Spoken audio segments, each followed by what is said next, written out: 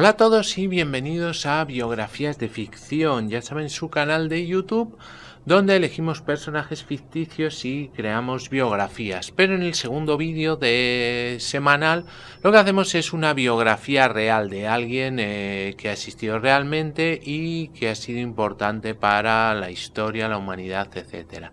Bien, hemos hecho algunos vídeos sobre personajes notables del cine y hoy vamos a hacer la biografía real de Segundo de Chomón, que fue uno de los pioneros del mundo del cine en España y Francia. Bien, antes de empezar el vídeo les voy a dar 5 segundos para que se suscriban a mi canal, porque ya saben que de esa manera me ayudan mucho para hacer nuevos vídeos. Bien, Segundo Víctor Aurelio Chomón y Ruiz, conocido como Segundo de Chomón, nació en Teruel el 17 de octubre de 1871 y falleció en París el 2 de mayo de 1929. Se puede considerar uno de los primeros grandes cineastas españoles de la historia. Destacó como director pionero del cine mudo y técnico de trucajes en películas como Caviria de 1914 de Giovanni Pastrone o Napoleón de 1927 de Abel Gance. Frecuentemente fue comparado con Méliès por su gran calidad técnica y creatividad. Fue considerado uno de los grandes hombres del cine de su tiempo, siendo contratado por las más importantes empresas cinematográficas de la época como la Pathé Frères o la Itala Films. Como decíamos, nació en Teruel en 1871 y Chomón emprende al parecer estudios de ingeniería, aunque se duda si los concluyó.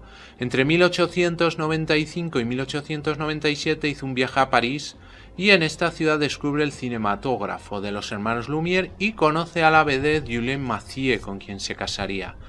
Entre 1897 y 1898 cumple el servicio militar en Cuba y a su regreso a París a finales de 1899 se interesa por este nuevo invento, ayudando a su esposa, que trabajaba en los talleres de coloreado a mano fotograma a fotograma de las películas de Méliès.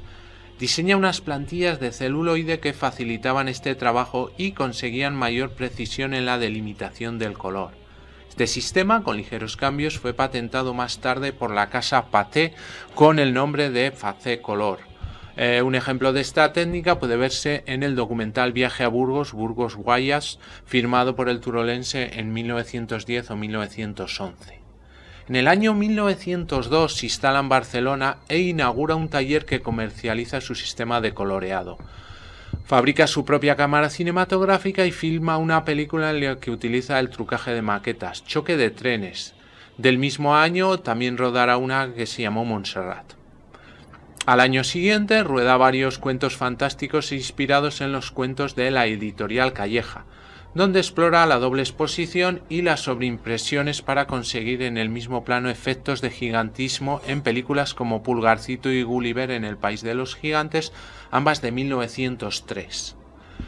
En 1904 realiza El heredero de la casa Pruna, una película de cine cómico en la que se inspiró para otra película de Los guapos de la vaquería del parque, 1915, de Fructuoso Gelabert.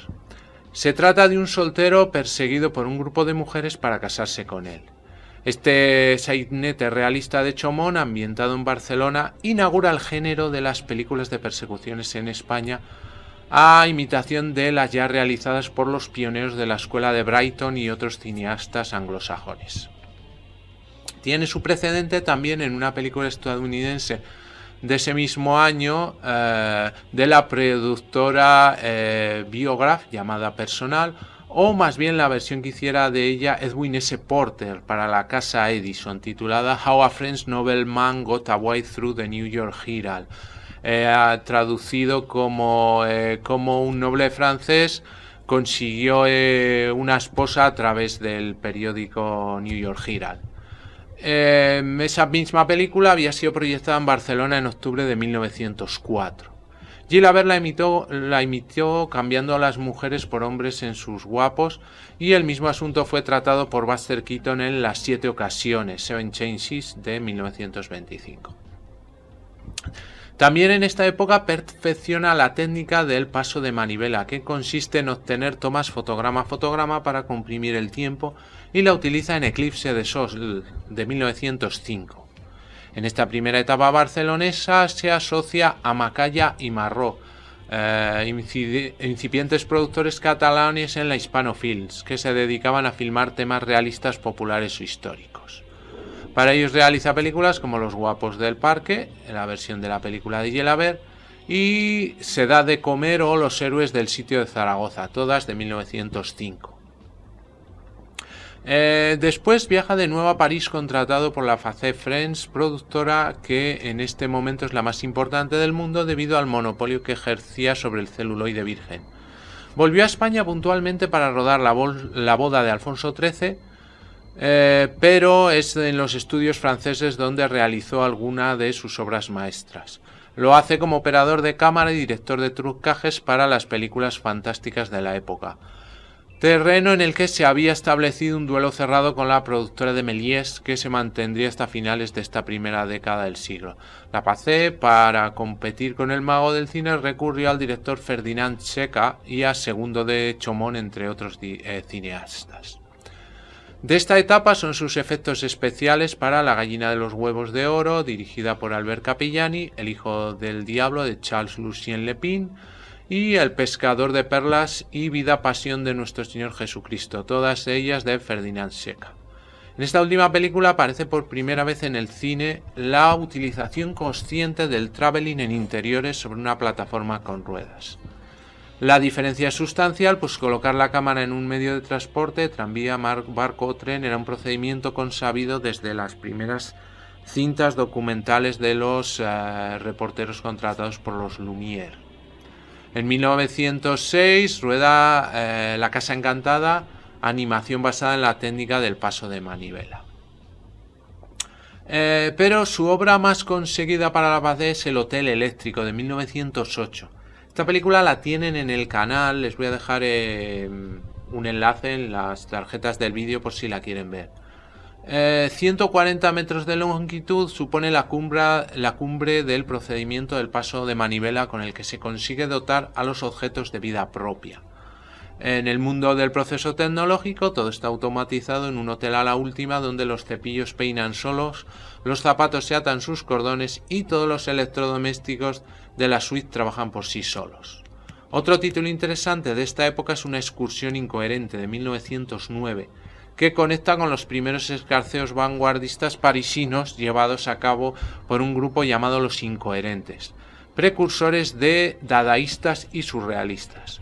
También de 1909 es Excursión a la Luna, una nueva versión de la conocida película de Méliès, Viaje a la Luna. En 1910 regresa a Barcelona, donde forma sociedad con el empresario de variedades Joan Fuster Garí. Con esta productora rodó un total de 37 películas de asunto popular. Las hay desde cómicas, históricas, melodramáticas o fantásticas. También adapta sainetes y zarzuelas, contribuyendo a sentar las bases de un cierto cine español de alcance popular, con títulos como Los guapos, El puñado de rosas, Las carceleras, La tempranica, etc.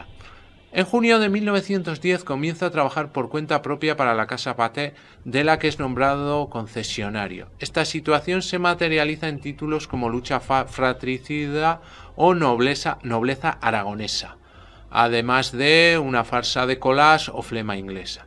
En noviembre rompe con su socio Fuster, lo que le deja sin estudios de rodaje, circunstancia que aprovechará para rodar documentales como Viaje a Burgos, La heroica Zaragoza o Gerona, la Venecia española. La Pathé acude en su auxilio y obtiene para él un estudio productora a su medida, en la que realiza 11 películas entre agosto de 1910 y marzo de 1912. En él se producen avances técnicos muy importantes, lo que se observa sobre todo en la minuciosidad de los detalles técnicos que contienen los guiones que aún se conservan. Sus estructuras narrativas ganan en complejidad, haciéndose progresivamente más elaboradas. Las escaletas de montaje de films como El talismán del vagabundo o Soñar despierto proveen una amplia gradación en la escala de planos, y además se pueden ver cómo hay flashbacks o flash forwards y montajes de acciones paralelas en persecuciones. También de esta etapa es su colaboración en El Gusano Solitario, de 1912. Es un film del más importante de los cómicos del cine mudo de esta época, el francés André Odet. Solo Maslinder después y La Gran Guerra sumirían en el olvido el cine cómico europeo, asolado tras el conflicto mundial. Se trata de una película delirante llena de situaciones absurdas, efectos de cámara y trucajes de los que se encargó con gran solvencia Segundo de Chomón. La primavera de 1912 acepta la oferta de la turinesa Itala Films de Pastrone para trabajar como operador técnico en efectos especiales. Participa en varios títulos del empresario y una de las primeras sería Padre de 1912. Pero destaca especialmente su labor para la gran superproducción de 1914 Caviria, donde Chomón, como director de los trucajes y primer operador de cámara, tuvo una participación muy relevante. Como ejemplo, cabe decir que se realizó la secuencia de la erupción del Etna y el resultado fue de gran realismo. En 1914 se desencadena la Primera Guerra Mundial. Italia entrará en el conflicto al año siguiente. Esto provoca una gran crisis en la industria cinematográfica europea y los estudios Itala Films serán reconvertidos en hospital. Chomón seguirá trabajando a las órdenes de Pastrone en películas como El Fuego de 1915, Tigre Real del año siguiente y La Guerra y el Sueño de Momi de 1917, en la que aprovechó su experiencia para rodar animación de muñecos mediante el paso de manivela. Y otra película más, Eda Gabler de 1919.